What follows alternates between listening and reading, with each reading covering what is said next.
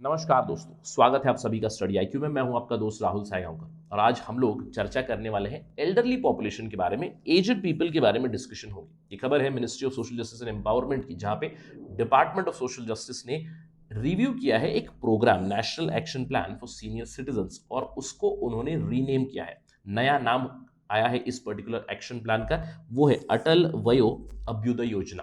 तो हमारी चर्चा का विषय होगा यही, अटल वयो अभ्युदय योजना। इस चर्चा के दो भाग होंगे। पहले भाग में तो हम लोग इस अम्ब्रेला प्रोग्राम या फिर अम्ब्रेला स्कीम के बारे में बात करेंगे। हम लोग बात करेंगे कि अटल वयो अभ्युदय योजना में कितनी स्कीम्स मर्ज हो चुकी है, उसमें से कुछ इंपॉर्टेंट स्कीम्स के बारे में हम लोग इंफॉर्मेशन जरूर लेंगे। That would be the first part. दूसरे भाग में हम लोग बात करेंगे एजेड पॉपुलेशन के बारे में, और साथ ही साथ ये जो अटल वयो अभ्युदय योजना बनाई गई है जिसमें काफी सारा आउटले गया है, डज इट मेक सेंस, इसके बारे में हम लोग बात करेंगे। Why spending on elderly population, why spending on aged population is very prudent at this point of time, इसके ऊपर हमारी चर्चा चलेगी। डेमोग्राफी की पर्सपेक्टिव से हम लोग बात करेंगे, क्योंकि हमेशा हम लोग एक टर्म को बहुत पढ़ते हुए आते हैं, सुनते हुए आते हैं, डेमोग्राफिक डिविडेंड। उसी के ऊपर हमारी चर्चा चलेगी, कैसे हम लोग डेमोग्राफिक डिविडेंड अचीव कर सकते हैं from this population also. That would be the agenda in the second part of our discussion. That would be the theme of this video. To know all these, stay with me on Study IQ. और अगर आप तैयारी कर रहे हैं किसी competitive exam की, then do visit studyiq.com या फिर डाउनलोड करें हमारा ऐप गूगल प्ले स्टोर से to know more about us. चलिए चर्चा शुरू करते हैं। जैसे कि मैंने बताया पहले भाग में, डिपार्टमेंट ऑफ सोशल जस्टिस और एम्पावरमेंट ने रिव्यू किया है इस national action plan for senior citizens को, और उसको उन्होंने रीनेम किया है अटल वयो अभ्युदय योजना। ये सरकार का डॉक्यूमेंट है। इनफैक्ट ये डॉक्यूमेंट मैं आपसे शेयर करूंगा on my Telegram channel with the ID @rahul_sai222। 100 page का डॉक्यूमेंट है। यहाँ पे आपको जो भी स्कीम्स है उन स्कीम्स के बारे में भी डिटेल्स पता चल जाएंगी, कितना आउटले है, क्या प्लान ऑफ एक्शन है, सब कुछ पता चलेगा। बट संक्षिप्त रूप में आपको बता दूंगा, what is this Atal Vayo Abhyuday Yojana. Formerly it was called as national action plan for senior citizens, an umbrella scheme. याद रखना है, सेंट्रली स्पॉन्सर्ड स्कीम है। इसके अंदर कौन से कंपोनेंट्स है? टोटली 7 कंपोनेंट्स है। पहला component integrated program for senior citizens, next is state action plan for senior citizens, Rashtriya Vayoshri योजना एक है, लाइवलीहुड के कुछ स्कीम्स है for elderly population, promoting silver economy एक और स्कीम है, इसके अलावा channelising CSR funds for elderly care, और फाइनली अवेयरनेस और कैपेसिटी बिल्डिंग करनी है for welfare of senior citizens. That is also one of the schemes. इनमें से हम लोग 4 इंपॉर्टेंट स्कीम्स के बारे में चर्चा करने वाले हैं। What are we not going to talk about?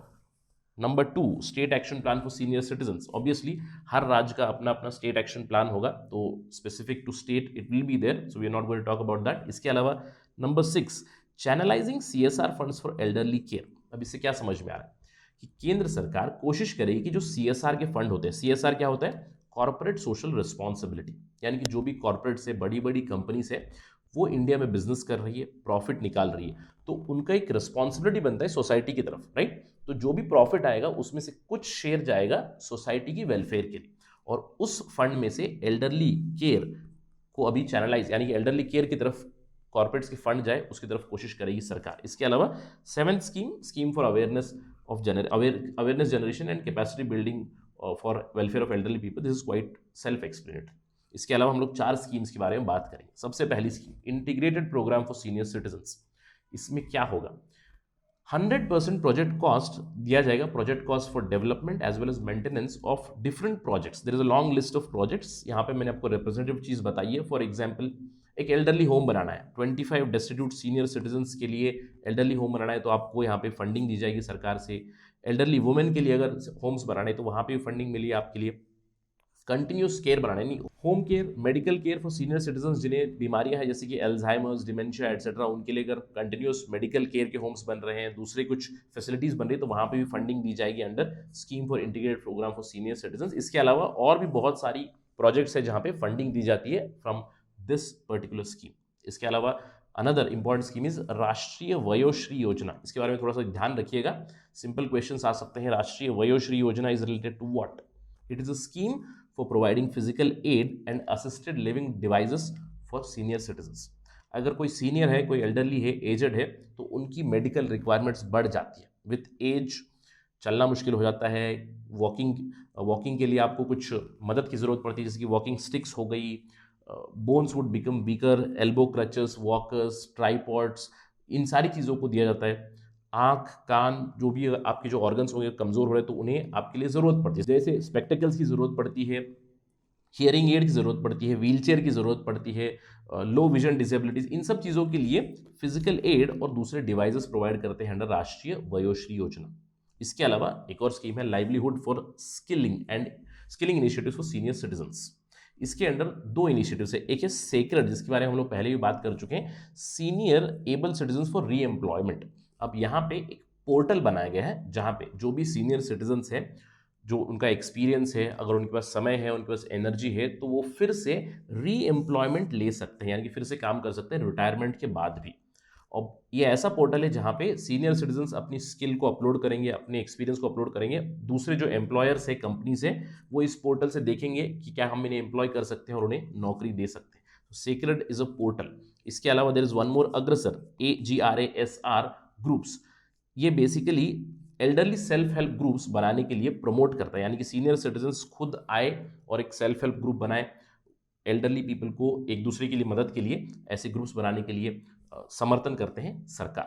That is livelihood and skilling initiative for senior citizens. इसके अलावा एक और इंपॉर्टेंट प्रोग्राम है प्रमोटिंग सिल्वर इकोनॉमी।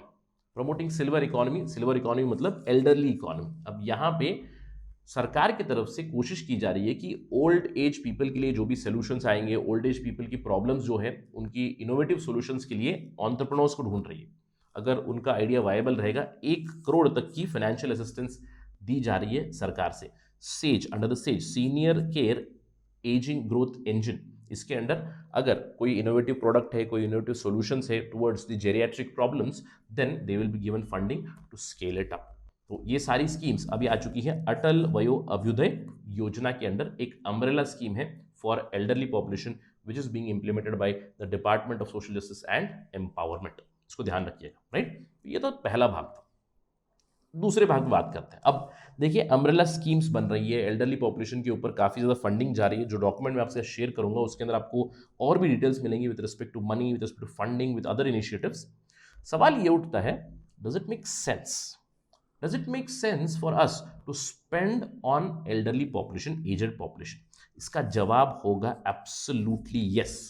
देखिए, पहले तो मैं आपको पॉपुलेशन के दृष्टिकोण से बताऊंगा। अगर हम लोग एल्डरली पॉपुलेशन की बात करें, कंटिन्यूसली पॉपुलेशन राइज पे 1951 में 1.98 करोड़ एल्डरली पॉपुलेशन था, यानी कि 60 प्लस पॉपुलेशन वाज 1.98 करोड़ इन 1951। इसकी ग्रोथ देखिएगा, 2001 में देवर 7.6 करोड़, 2011 में 10.38 करोड़, 2026 में प्रोजेक्शन है 17 करोड़ का, 2036 तक 23 करोड़।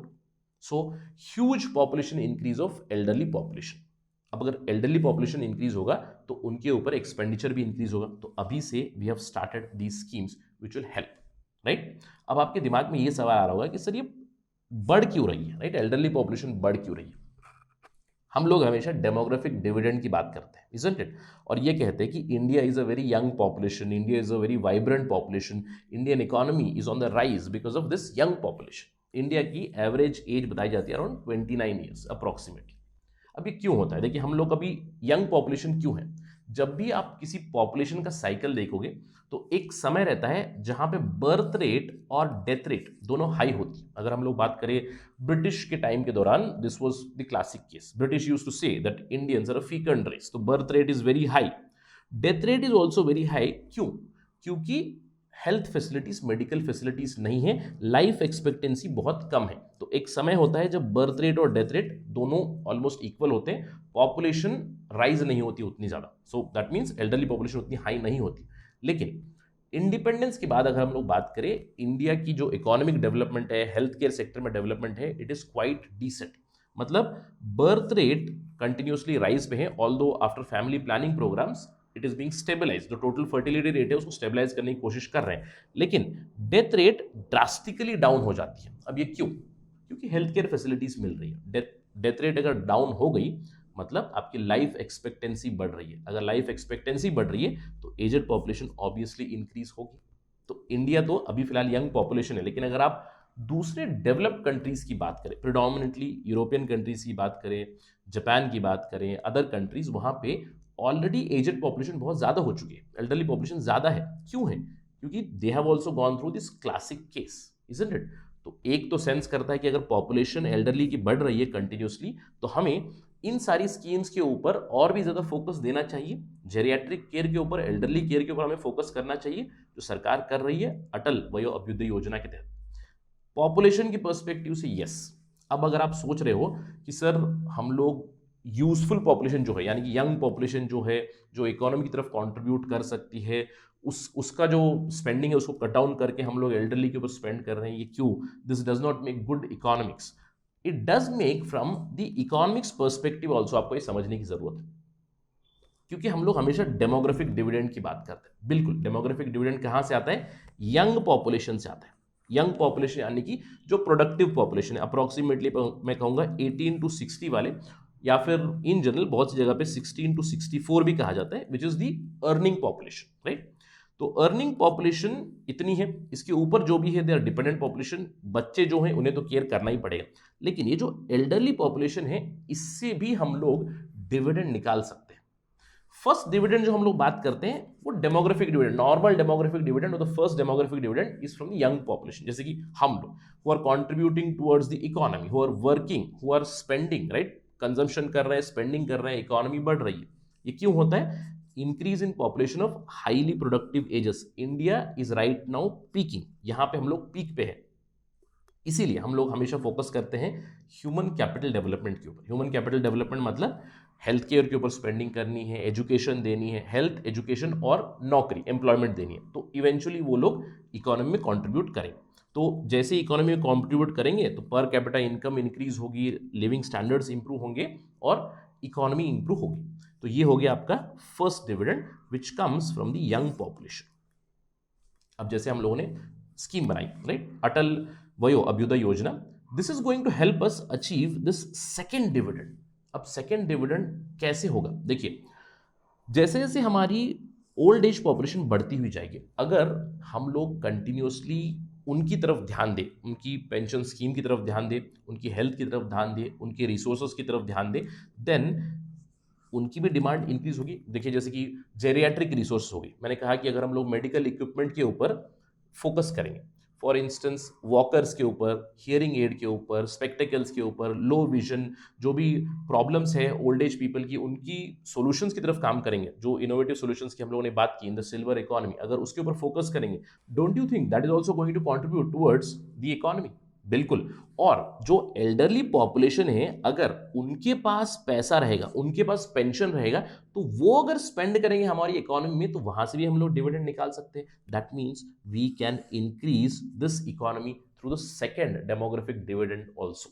तो ध्यान रखिएगा, जब भी हम लोग डेमोग्राफिक डिविडेंड की बात करते हैं, ऑलवेज ब्रॉडन योर होराइजन्स। सब लोगों का एक थॉट होता है कि डेमोग्राफिक डिविडेंड मतलब we can only take it from the young population. Yes, agreed, young population से तो हम लोग डेमोग्राफिक डिविडेंड बहुत हद तक we can gain, but there is a very big opportunity here to gain the second demographic dividend also. Second demographic dividend कहां से आता है? फ्रॉम द एल्डरली पॉपुलेशन, और इसका पोटेंशियल भी इंडिया में बहुत ज्यादा है। हम लोग सेकेंड हाईएस्ट पॉपुलेशन है विश्व में, और एल्डरली पॉपुलेशन भी हमारी काफी तेजी से बढ़ रही है। तो यहां पे अगर हम लोग फोकस करेंगे, then we may be able to harness the second demographic dividend also going into future, and for that this scheme does make sense.